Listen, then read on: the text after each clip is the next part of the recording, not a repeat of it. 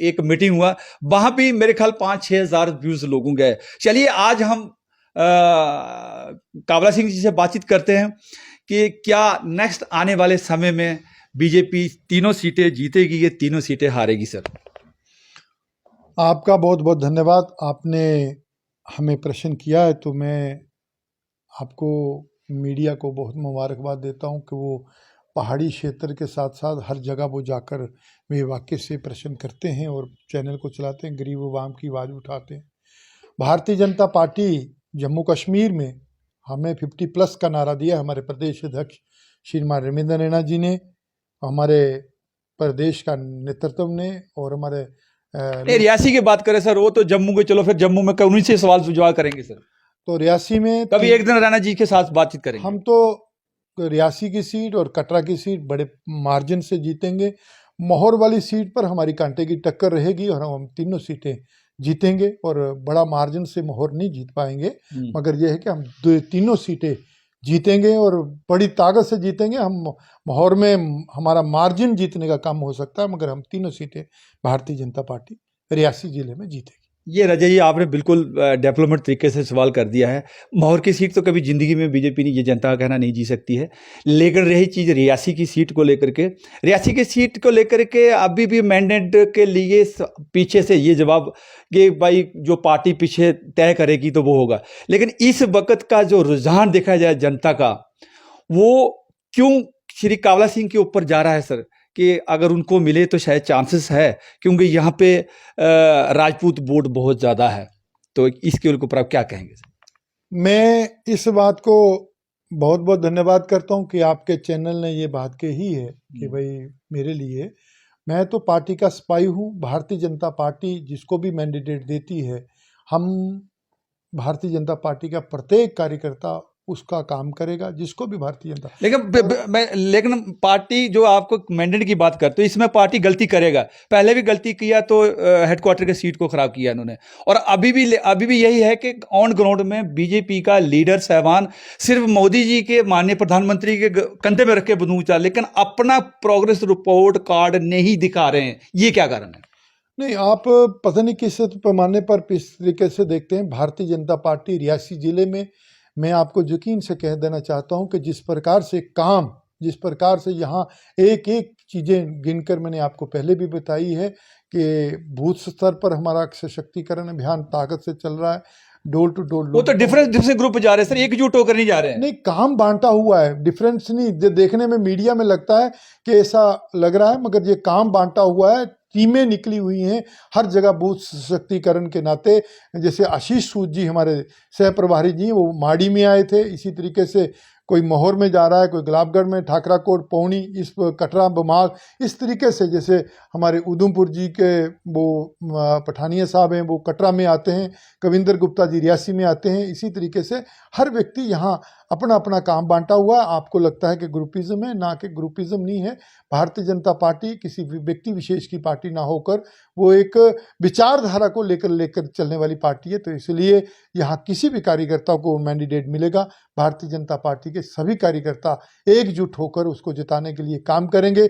और दूसरा कि जैसे प्रधानमंत्री ने कहा है कि 6 लेन कटरा में आ रही, तो उसका भी बहुत बड़ा इम्पैक्ट हमारी कटरा सीट पर रहेगा। जैसे हमारा रनसू रोड, कटरा से लेकर रनसू शिवखोड़ी तक, भामला तक रोड, ये 4 लेन होने जा रहा है। जैसा हमारा रियासी से गुलाबगढ़ वाया कश्मीर रोड, ये बड़े पैमाने पर नितिन गडकरी जी से बात हुई है, तो वहाँ कश्मीर के लिए टनल की बात, यानी गुलाबगढ़ से कश्मीर से होकर ये रोड इधर से मैप बन रहा है। तो मुझे लगता है हमारी गुलाबगढ़ का क्षेत्र के लोग जो आज तक 47 देश आज़ाद हुआ 47 में, और आज तक उनके लिए लाइट, बिजली, यानी आप सोचिए कि आप पहाड़ों में जाइए कि किस तरीके का मतलब पानी के लिए काम हो रहा है, बिजली के लिए कहाँ। आप जिज में जाइए, नाटकोट में जाइए तो पक्के पोल दिखेंगे, लोहे के पोल दिखेंगे और कंक्रीट हुए दिखेंगे। आज तक तो लकड़ी के पोल दिखते थे, कहीं वो दरख्तों पर टंगे हुए दिखते थे। तो ये बहुत पैमाने पर काम हो रहा है। आप अरनास में देखिए कितने ट्यूबवेल बन रहे हैं, आप रियासी एनजी नाला में देखिए कितने ट्यूबवेल बन रहे हैं।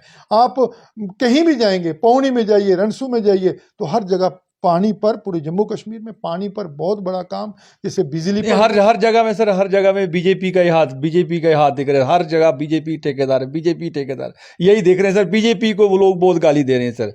आप ऑन ग्राउंड में हम लोग जाते हैं, आप लोग तो नहीं जाते हैं। जाते भी हैं तो आपके जो वर्कर हैं वो आपको गलत फीडबैक देते हैं। ये आपको मानना पड़ेगा कि नहीं मानना पड़ेगा? भारतीय जनता पार्टी के कार्यकर्ताओं को पहली बात है कि जम्मू कश्मीर नहीं, पूरे देश भर में प्रधानमंत्री ने फैसला किया कि ये 50 रुपए तक टेंडर वर्क होगा। सर, जब तक आप टेंडर डालेंगे, कम रेट में डालें, ज़्यादा में डालिए, वो किसी भी पार्टी का होगा, उसको में टेंडर मिलेगा। आप देखिए, उसके लिए आरटीआई लगाइए अगर ऐसा कोई काम होता हो। तो मुझे तो पूरा यकीन है कि टेंडर वर्क पूरे कुछ भी सर डिस्क्लोज नहीं हो रहा जनता के पब्लिक डोमेन में, कुछ नहीं हो रहा। 1100 करोड़ रुपए 21-22 में आया था। अभी तक हम कई बार डीडीसी को फोन कर चुके हैं सर, इसका डिटेल जनता मांग रही है, वो अभी तक नहीं दिया सर। उनको देना चाहिए वो जो डिटेल, जो अगर कोई मीडिया मांगता है या कोई भी व्यक्ति मांगता है, उनको डिटेल अब हम नौबत आ गई, अब हम आरटीआई लगाएं क्या? जनता इतना समय बेली बैठी है कि आरटीआई लगाकर पीछे पीछे घूमते रहे। पर वोट के लिए तो नहीं ऐसा बोलते हैं आप लोग, वोट तो डोर टू डोर जाते हो, हाथ जोड़ते हो कि वोट दे दो। लेकिन जब फंड की बारी आती है, जब डेवलपमेंट की बारी आती है, तो वहां फिर हम आरटीआई लगाना पड़ती है जनता को। ये क्या कारण? नहीं, ऐसा नहीं कि मैं, आपने जैसे कहा कि जहां आपने तो सुना था ना, मीडिया में तो आया था ना, 1100 करोड़ रुपया डीडीसी ने, सर्विस साहब ने बोला था। तो बोला था कि 1100 करोड़ रुपया मैंने अलॉटमेंट कराया। वो कहाँ क्या है, उसकी ब्रेकअप डिटेल समरी कहाँ है? देखिए, इस विषय पर तो मैं कुछ नहीं बोल सकता हूँ। ये इस विषय पर मैं झूठ नहीं कह सकता, क्योंकि मुझे पूरी जानकारी नहीं है। हमने गए हैं, हमने डूगा उस एरिया में गए हैं, पूछा है कि भाई उसमें से 1100 करोड़ में कोई डेवलपमेंट है, तो उन्होंने साबित जीरो बोला। ये मैं इस पर मैं कुछ माफी चाहता हूं आप सबसे कि इस पर मुझे पूरी जानकारी, आप तो जानकारी भी नहीं है, सही बात है। देखो, तो आप सीनियर लीडर है, जनता आपके ऊपर बड़ा विश्वास करती है, जनता आपसे बहुत प्यार करती है कि हर चीज का बेताक से जवाब देते हो आप। नहीं, बिल्कुल ठीक, जनता का मैं और सच जवाब देते हो। हाथ जोड़कर माफी चाहता हूं कि इस विषय पर मुझे पूरी जानकारी नहीं है। जहां मुझे लग रहा है कि मुझे जानकारी होनी चाहिए थी कि इतना करोड़ रुपया अगर आया, तो वो उसका मुझे अगली नेक्स्ट में पत्रकार वार्ता में आपको मैं वो पूरी डिटेल आपके सामने रखूंगा।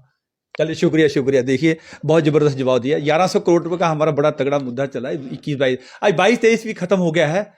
कल से वो भी 31 मार्च खत्म हुआ। हम तो अब 22-23 का जो बजट आया था, वो तो मैंने तो देखा नहीं, हमने तो पब्लिक कह रही कि हमने तो पता नहीं वो कितना आया था और कितना खर्चा हुआ, कितना सरेंडर हुआ। लेकिन 21-22 का तो बोला था लीडरों ने कि भाई 1100 करोड़ आया है, लेकिन उसका भी ब्रेकअप डिटेल नहीं मिला जनता के डोमेन में। चलिए, शुक्रिया मैं कहूँगा श्री काबला सिंह जी का, जिन्होंने हमें अपना कीमती समय दे करके और बेताब तरीके से उन्होंने जवाब दिए। और मुझे लगता है कि हाँ, ऑलमोस्ट ठीक ही लगा जवाब। लेकिन अभी मेरा कहने से या काबला सिंह जी से कहने से ये ठीक है गलत है वो हम नहीं मान सकते हैं। लेकिन जनता का जो जनता का कमेंट बॉक्स के अंदर व्यूज़ जहाँ उसका कमेंट आएगा, वो वैल्यूएबल है, बहुत वैल्यूएबल है। हमारा और इनका कहना वैल्यूएबल नहीं है। चलिए, शुक्रिया कहेंगे हम। कैमरामैन के साथ BS राजपूत ने इजाज़त। नमस्कार, जय हिंद।